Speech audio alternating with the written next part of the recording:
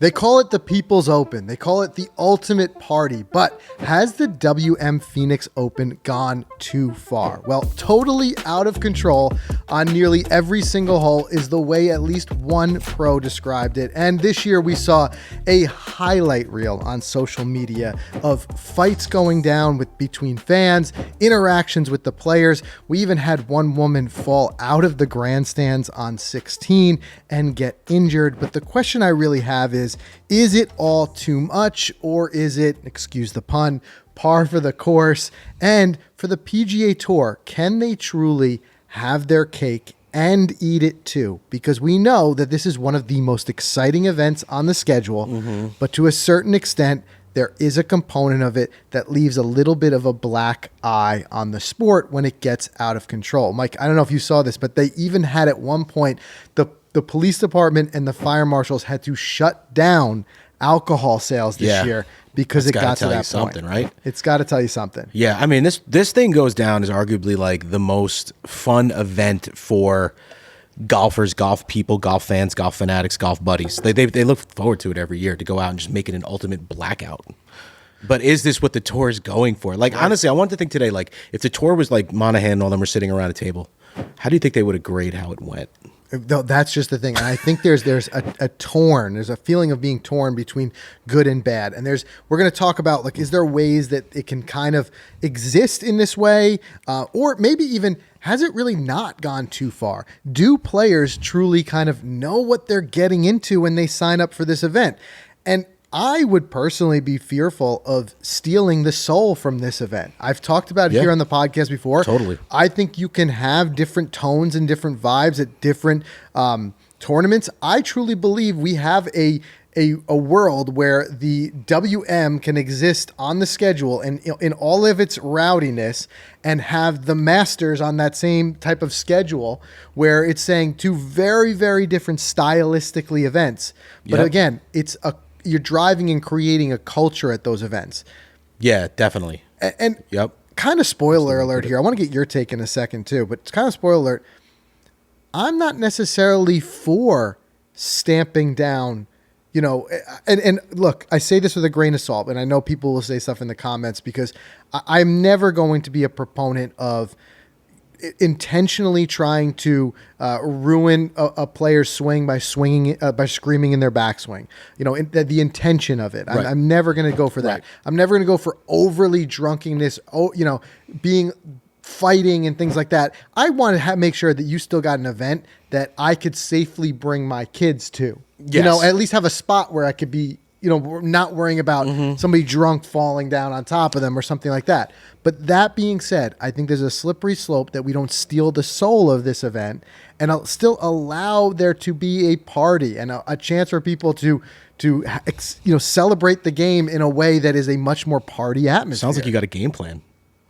I wish I did. I mean, what do you think? I mean, how could they make it? Or because I feel first of all, like do you think it's gone too far? This year, no doubt. Okay. I feel like in previous years it was wild but tame. Yeah, they throw some cups onto them, they had to clean them up. That stuff. Right. Different. It's like I said, different but great. I'm a proponent for like you said, not taking the soul out of this event. It is the People's Open. People like to go there. They like to party. Yep. So I don't know, but maybe there are ways. Like even some of the things where they like, I know that footage of people lining up and running. Right. Like that's nuts. It can get a little bit out of hand, but that's rock concert stuff. It is like a rock concert, but general admission rock concerts also exist, and we're not up in arms about it, complaining about it. You see a lot of reporters reporting on this and being a little bit disgusted with how it went. They don't talk about that at a rock show. Now, I can understand, like you said, golf tournament's not a rock show, but maybe there's a place for that to a certain extent. But let's just quickly go over just some of the individual incidents that kind of happened out there, because I think that also kind of sheds light. And then maybe people didn't catch everything, but I think each one of these is nuanced in its own thing. The first one I want to talk about, which I think is kind of one of the most important signals, is for the players themselves. We saw frustration boiling over. We don't get the full story because it's just whatever was shared in little social media posts and clips. But the first one that stood out was, of course, with Zach Johnson, who's normally, as we know, a very level-headed guy. He's not new to this at all. He's been around the sport. He's been in very heated Ryder Cup events where we see a similar level of energy, Ryder Cup captain, things like that. For the first time, I think we've seen Zach Johnson get more elevated than we've ever seen before. He finally went over to the crowd, and he basically telling the crowd that's enough, but he does it in a heated way. From what I can piece together, it sounds like he was really getting egged on by the fans for his Ryder Cup performance. There's still I'm wondering what they said. Yeah, I mean, look, there's still a little tension. Was there anything there. about what was said? Or we just caught Zach's response? We just caught the last bit of Zach's response, so I didn't personally see anything surface of exactly what caused him to boil over. But you had, again, a guy who's normally very level-headed and would normally tune the crowd out, directly engaging with the crowd. Then you had Billy Horschel come at the crowd. Yeah. And here, too, I get it to a certain extent. There was some screaming and yelling that were happening in another player's backswing. Billy Horschel came into the defense of that player and said, hey, basically in so many words with a few more obscenities, he said, we're working here. Yeah. Like, you can't do this. Yeah. It kind of reminded me of Happy Gilmore. Happy Gilmore. Totally. So Right? You said it. What was it, a rock concert? Or What is it, right? Like, go back to your shanties. I mean, that's terrible. Because Horschel was shooter in that situation. In a certain way. And that's why I kind of wonder, like, do we have to feel bad for these players, or is there a component of saying, guys, you know what you're getting into? And I think it's nuanced. So, like, there's two things. One, heckling, shouting at guys, caveat, other than when they're actually swinging. I don't think I can get too mad at fans for that. It happens in every other sport. Sure. You think about, the NBA and the guys walking, through the tunnel and how close they are on the floor there. You think about the same thing with the NFL, hockey. Oh my God. Yeah. These guys. We don't quiet down for a free throw. Well, not only that, like the heckling specifically. Yeah. Oh, no doubt about it. It happens. Players, it's part of being a professional to a certain extent, is being able to tune that out. We've seen some players use it as motivation to do better. Look at Brian Harmon in the Open this year. He was being followed and heckled the entire time. Now, I think one guy took it too far and he has to have him removed. Yeah. But, he said, I use that as motivation. To me, I don't believe that we're in a world now where we have to make sure that everyone, is watching what they're saying and not heckling. Like, that's part of fandom, whether you like it or not. Now, you make a personal choice whether you want to do that. I would never do that. Right. I know that these are human beings. I wouldn't feel very great about myself going there and heckling guys. But these are crowds. These are sporting events. If you guys disagree with me, let me know in the comments. It's always going to be a heckler. But I think that to a certain extent, heckling happens. Yep. Now, the other side of that, intentionally messing with someone's performance by trying to yell or shout in their backswing, I'm really not cool with that. Yeah. Yeah. But, golf really is the only sport I can think of, maybe other than bowling, darts, things like this, right? Yeah. Where tennis, Yeah. where the crowd will be silent, allowing them to perform. Right. Every other sport, it's part of the sport that the crowd, and it's home game advantage is a large part of this. Yep. The crowd will intentionally be loud, distracting. You think about behind a free throw, like you said, and making like a lot of noise. And players are required to find a way to tune that out. Yeah. The free throw is a perfect example. So it makes me wonder, are we being too sensitive as golfers, not allowing that? Yeah, that's a good point. Now, I do not want to live in a world. I was just going to say, we want this at every event. Where every event, people are shouting everybody's backswings. But do I think it, to a certain extent, if it's expected, players can tune, put more of a deaf ear to it? And what I mean by that is when they walk through that tunnel into 16, they know they're going to be taking that swing, that tee shot, with a lot of background noise and screaming. Because they don't get quiet there. Right. So, as a golfer, if you expect it, is that acceptable? I mean, I think if you expect it, it's fine. Same with Ryder Cup. That first tee, people are going to be chanting and booing, and it's different. Like, you expect it. I think it's fine. So what it drives the question then for me is that whose fault really is it? Should players be getting upset like that and fighting with the crowds, or should players say, I signed up for the Wampo. Yeah. I know what I'm signing up Yeah. for. That's what I think. Elevated event, a lot of money on the line, great venue, great fans. I mean, come on, they're great. A lot of them are great. They're there to support the sport. They're the handful or the whatever that are going to do the bad things. I think you just got to brush that off. Yeah, well, I think it's a strong point you make there, because the fact is it's amplified and made louder by social media. No but doubt. the reality was, for the many that were in attendance, we're talking tens, if not hundreds of thousands who attended over the 4 days. 90% of them were perfectly Drunk? Oh. No, I'd say the 10% who got so drunk that we Yes. witnessed them falling down hills, Yes. fighting, stuff like that, is only the 10 maximum percentage of the total attendance. I Someone think you grabs just the video see of it. Yeah. where you see it and it gets amplified and it gets reshared and reshared. We also live in a world now where like everything gets amplified that way through social media. So I do agree. I think that it would be way wrong to just broadly label all the fans there as being overly wild or overly crazy, whatever it may be. But what I'm coming back to saying is that I think there's a certain responsibility that's put on the players of saying, you know, you're signing up for the event and all the fun that comes with it. Players have fun too, putting the jerseys on 16, definitely. riling up the crowd.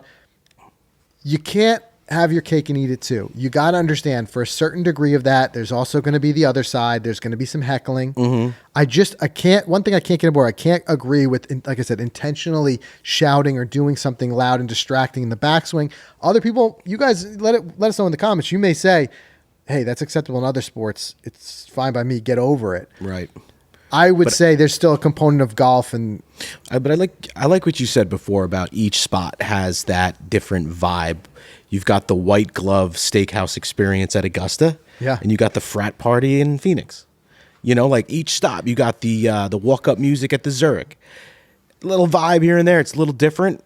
Well, that's where I'm saying, like, ultimately, we as fans have a choice of what event we want to attend. And them as players have largely a choice. Now, you can make the argument for signature events. There's guys who have to be there as part of that whole thing. But they have a choice of whether they want to be in the field at an event. Sure. I personally, going back to my analogy earlier, having young kids myself, probably wouldn't take them to that event. I would pick maybe another event. But if it was in my backyard, then, you know, and it was my only real choice, then I would want to make sure that it was a safe environment. You think Frank 20 years ago was going to the Waste Management? Yeah, definitely. No doubt. Full experience. And I think, again, there is nothing wrong with going there and having a good time. I really had no problem with it. I know a lot of people got heated with it when the hole-in-one was made last year and the cups went on the field. To me, that's no different than a hockey game. Hat trick. Yeah, and so, you know, it happens. They take 2 minutes and they clean it up and we move on, right? Don't steal the soul of this event by making it to a point where it's just no fun at all. Yeah. So that being said, we have some ideas of how I think we can keep this event as being the ultimate party, you know, as being the People's Open, but protect against a certain degree of a black eye that's put on it when it goes too far. So let's do a pause. Let's do a word from our sponsors, and let's just talk about that a little bit. All right, guys, you know we've been using Ripstick for more than a year now, and it truly is the ultimate golf speed training system because it comes with 8 different weight combinations. They're all in that one stick, so it makes it very fast, easy, and convenient for you to switch between that overload and underload training, which is basically a fancy way of saying adding weight or taking weight away. But to make that speed training even easier, Ripstick has a free app. It really is your true accountability partner. Yes. I love that it just kind of takes all of the guesswork out. For me, it was really the first time that I was doing any sort of speed training. And as part of that, like I wanted something that would just like absolutely make it foolproof. And that's what I got from the app. So it's going to tell you what you need to do each day. And the training is really easy. It's 15 minutes per session. You do it 3 times a week. But it'll tell you what training you're doing that day. It'll help you follow your progress by entering your speed numbers. And it really even even gets down to telling you when to rest. So we've been seeing gains from it. It's like I said, it's a really effective system. It's a simple system to use, and it's also pretty easily one of the most affordable ones I've ever seen out there. It really is, yeah. It's not bad. Especially when you use our code. So use code Golficity. You get 20% off site-wide, and make it a dedication this year. Gain a couple extra miles an hour. You're going to hit those par 5s and 2 and really start to outdrive your buddies. So Ripstick is the key. Go check it out. Use that code Golficity to get 20% off site-wide. And we all aspire to outperform the player we were yesterday. I mean, this takes practice, commitment, and trusting your golf ball that it's going to perform the way you need it on every type of shot. The Titleist Pro V1 and Pro V1X offer advanced technology and performance that rewards your best swings and helps you shoot lower scores. Both models are exceptionally long, they deliver consistent flight, and feature unrivaled control.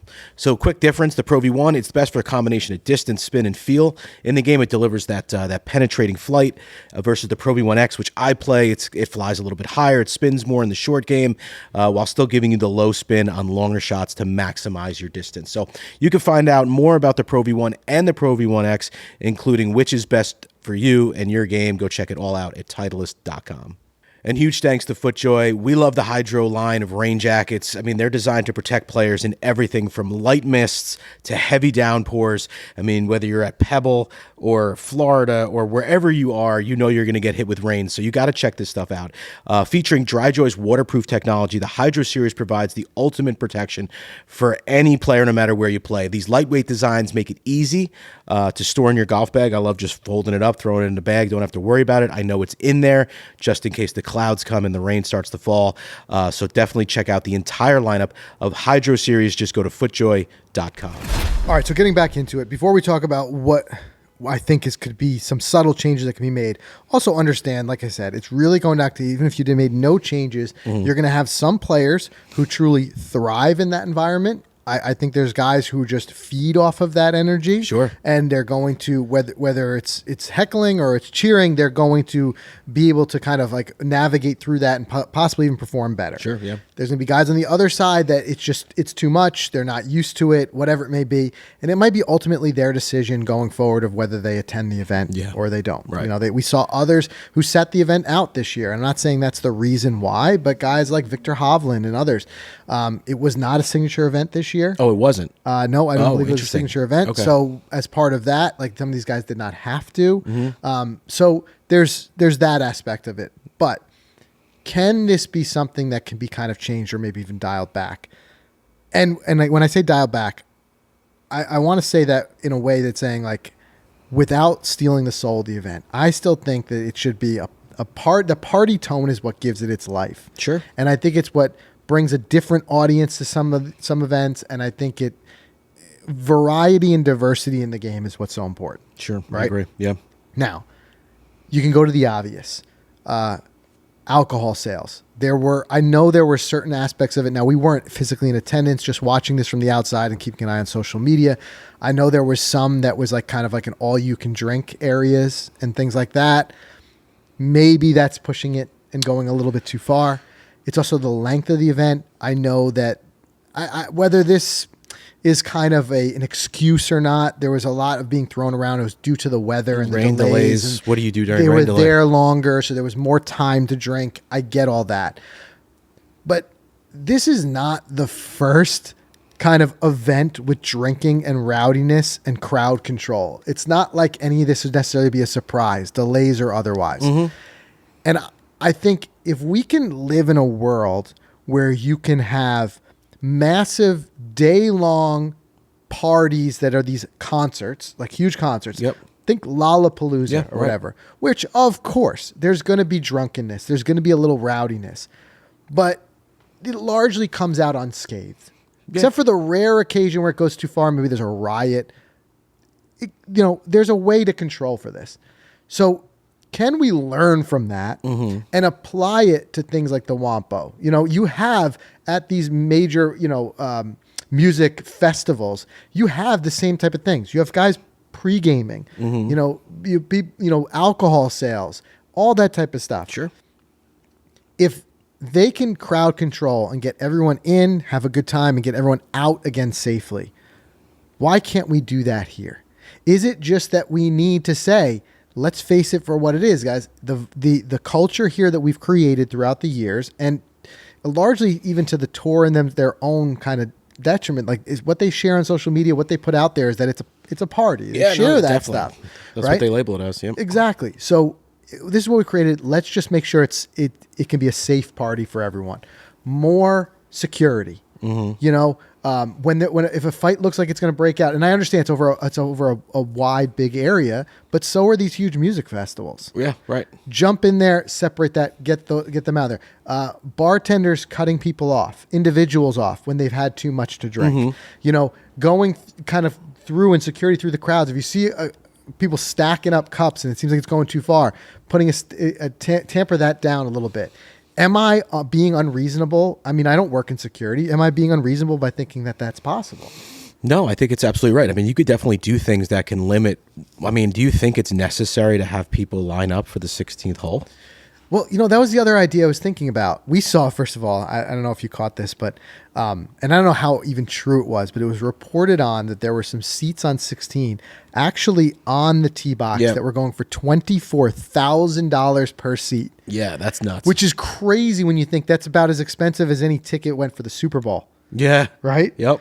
But I was thinking, why not do and I'm speaking with this a little bit being slightly naive in the fact that I've not attended the event. So if there's something in this that I'm missing, then let me know in the comments. But sell your general admission tickets and then secondarily sell tickets for 16. And I mean individual seats, like choose your seat like you would a concert. Right. So you eliminate that everyone lining up at 4 a.m, sprinting in and having nothing to do for hours but drink. Right. If it's open. See, that's the other thing. I don't know when that starts. When they open up that. When they open that game, people run in, the alcohol's open? I don't know. But listen, let's not be naive. There's probably pre-gaming. There's probably people putting some flasks in. I'm sure there's people coming from the night before, not sleeping. Who knows? That might be. But like, I don't know exactly when the alcohol opens. But if we just had an event like where it was just like, gates open an hour before the first tee time or 2 hours before, and then the 16th hole where we have a stadium is ticketed per seat. So there's no... Yeah, I think that's a good move. Right? You have almost like limiting the amount of time to drink to a certain extent. Right. So you're limiting your action to only 16, but for some people, that's probably all they want to hang out at. Well, if I could buy a seat at 16 and still wander around and then go back to my seat. Okay. You know what I'm saying? I like that. But versus the idea of it being kind of a first come, first serve environment and everyone's sprinting to grab a seat on 16. Right. Yeah. Because now the way that at least all the events that we've attended, you get a general admission ticket and then you can bounce around and wherever there's a seat, you grab one, like in certain grandstands. Now, separately, of course, there's the private boxes and things like that have their own, whatever it may be. But again, I'm not in crowd control. I'm not in security, but I just got to think there's got to be a way that you can do this. Yeah, I like that play. Just knock a little bit of the excessive drinking and rowdiness out while still allowing people to go in there, have drinks, have fun with their friends, and let it be a still loud environment. That's what people do at other golf tournaments. Right. They just go, they have a couple drinks, they walk around, they follow their favorite golfers, and they go home. Right. But what I'm saying is if I wanted to attend this event and let's say I think you just have know it's 12 beers. Yeah. Right. Right? Now, me personally, I probably wouldn't be able to get out of bed the next day if I did that. But if I went there and said, I'm going to have 12 beers, but I'm going to have a great time, but I'm not going to, get in a fight. I'm not going to excessively, to a certain extent, heckle a player. But if I want to shout, if I want to boo when they miss the green, to a certain extent, let that happen. No doubt. That's to me, that is to distill down the soul of this event in a lot of ways. Now, I'm not going to say 12 beers is the soul of the event, but you get what I'm saying. Going there, having a good time, having a party is the soul of the event. So I say allow that. And then, like you were saying, no other than any other, event on the schedule. If, again, there's levels. If it gets excessive, if you've got one guy no different than Happy Gilmore is following another guy around all day, just letting him have it, heckling to the point where it's beyond a reasonable distraction. And that player says to security, please escort him out.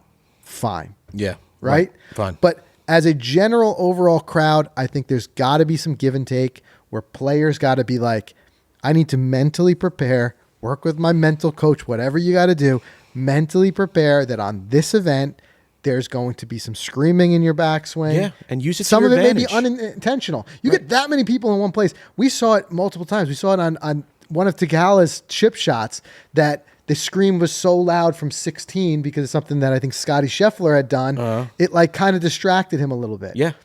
Unintentional. Totally Unintentional. they don't know what he's doing Right. over there. That happens at majors. Right. We So hear- I'm saying is like to a certain extent as players, you got to be like, I get into this event, I got to know it's going to get loud. I got to be in my zone. I say use it to your advantage, like you said. Yeah. Go in there. If you're able to conquer it, you might be able to get a leg up on this field.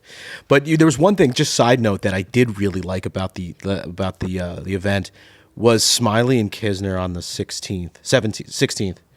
They had a little booth with a microphone as guys were coming up, and then they would go down to them. Dan Hicks would go down to Smiley, over to you at 16, and it was like Smiley was like the altar boy trying to keep Kiz like make sure he doesn't say anything or do anything bad. Yeah. But like the two Rein of them Kiz talking in. about how like when they used to play the hole, like and every guy that comes up, they're friends with them, so like they're talking to each other. And he's like, oh, this guy just told us that he's gonna hit a hole in one here. So like I thought that was a different dynamic for the game that was cool. It was like on the ground location of like firsthand experience commentary. I thought that was great. So I mean, I'm like chalking one up as a win there. And that's why I'm Something new. saying, like we have to do a way that we don't steal the soul of this event, where that fun aspect, Yeah. that to a Right. certain extent, that wildness that we see on 16 is still allowed to proceed. Right. You know, and again, it doesn't get to that point where it's just like where so many people are getting like, I don't, because I wasn't there, I don't want to place a label of blame, but like I would go to thinking like possibly was there people being overserved? Yeah. You know, too much out. Wonder how To much the point money where they it made had on to be. alcohol. Yeah. You know? It makes me wonder, like, I don't know. I haven't been to the event, but like I think about the other events we go to and it's like $10, $12 a beer. 15, yeah. I mean, maybe some people would be like, yo, I'm dropping $300 today on beer. Like, I don't Between know. that and all the waste management's like pro shop gear that people are loading up because they're drunk spending, they must spend at that event. Look, the event makes money. Spend. We know the event makes money and it Yeah. gets a lot of eyeballs. But like I said, I think that there's a way, and I also think that there's a certain degree of just understanding that the majority of the people who were there, I think, were safe. They were good. They rowdy is fine. I don't think that's a fine. bad thing necessarily. It's just for the few that crossed the line, I think it got incredibly amplified. Mm-hmm. And I think that there are some of the players who did allow frustrations either boil over or spoke out on social media after the fact. I think to a certain extent, they need to understand like this came as no surprise. It's not like a rowdy crowd came in and overtook the Masters. And it's like, what's going on? I Yeah, was I know. never expecting this. Yeah. Guys, you walked into that tunnel, whatever it may be, you full well knew what was going to happen. Sure. You know? Sure. And it's at the end of the day, players were all Embrace it. safe. It was not like, and God forbid, none of us would ever want to see this, but it was not like there were people attacking a player, anything like that. Sure, you get the occasional streaker. Yeah. You get that. Yeah, you get that. But The Sand Angels. people out there, yes, yeah. But yeah. you get people out there, I say heckling, things like that. We got to remember at the end of the day, it's a sport. Right. And it happens in other sports and other, athletes get through it. Yeah. And I understand golf, there's a lot of things to like about the quietness to a certain extent and the tradition of golf in some aspects. But it's not like this is a vibe that's overtaking all of the tournaments. And if you liked that aspect of golf, you should be like, that's gone now. Yeah, right. You can get that. Go to the Masters. Go to the U.S. Open. Exactly. Go to whatever it may Right. be. The waste management, or now the WM, has its own very special place. And I don't think it's time to kill that. Yeah, I agree. You know? I agree. So you guys weigh in the comments. Let us know. Did it go too far? Or is it going just far enough? And if so, like what are the changes that, if anything, you would make to future versions of the Wampo? Let us know in the comments. We'll see you in the next one.